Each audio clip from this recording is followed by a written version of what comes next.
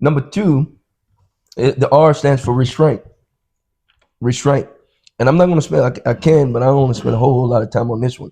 But Proverbs 29:18, where there is no revelation or vision, the people cast off restraint, but happy is he who keeps the law. So what he's saying is listen, y'all have heard me say this before, I think in one of the men's thing. I said, listen, you have to understand, now when you get in the spirit, God's going to show you something. But he don't just show you something without the responsibility of what that is he's showing you. So once he starts to give through wisdom, you're going to see. Wisdom is a principal thing, right?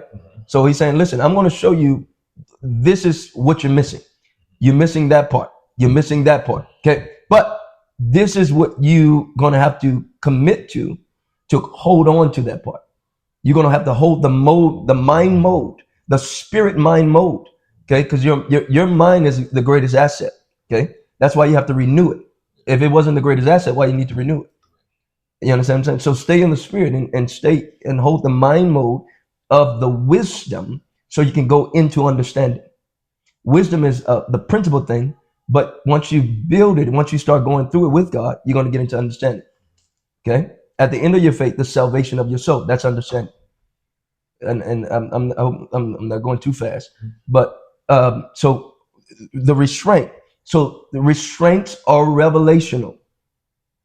Restraints are revelational. What that means is you can't put a restraint on yourself. That means you can't say, "Oh, I just, oh, I'm just going to decide." Um, you're not in the deciding mode there. Whatever God showed you should govern what you're about to do. It should govern your commitment, your consecration. Okay, so there are times, especially early on, I didn't mind. I was real skinny. Why? I did a lot of fasting. Why? Because what I saw, I committed myself to what I was seeing. I committed myself to what I was seeing in the spirit. You understand? It wasn't about, it was like, no, if I realize if I don't grow into what the spirit of God is higher than what I keep perceiving out of my flesh, out of my carnality, I'm going to lose this every time. I'm not going to win this battle.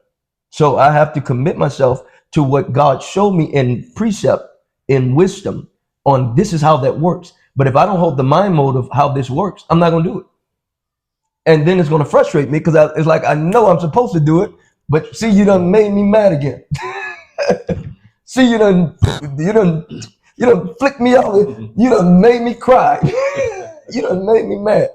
Yeah, there's times I didn't know what to do because I never saw it. I didn't see it from my daddy. I didn't know. Especially when I first met my wife, I was like, Jesus, girl, I feel like I don't know nothing. But I could have flipped that on her. Like, you ain't about to make me feel like I'm sorry.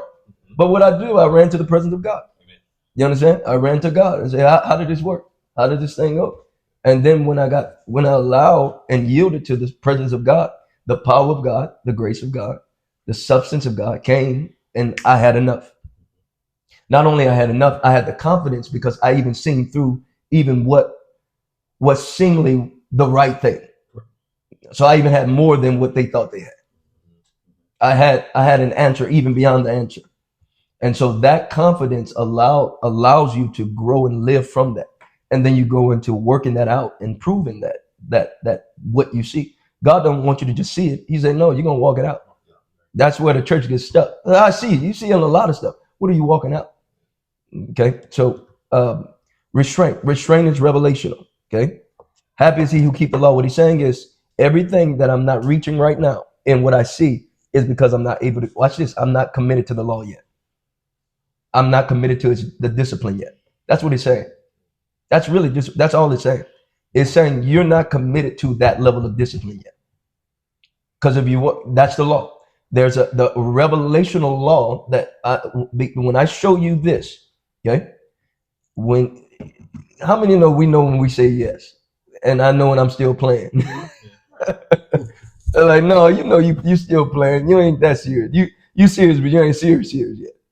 You still got your own what you want to do.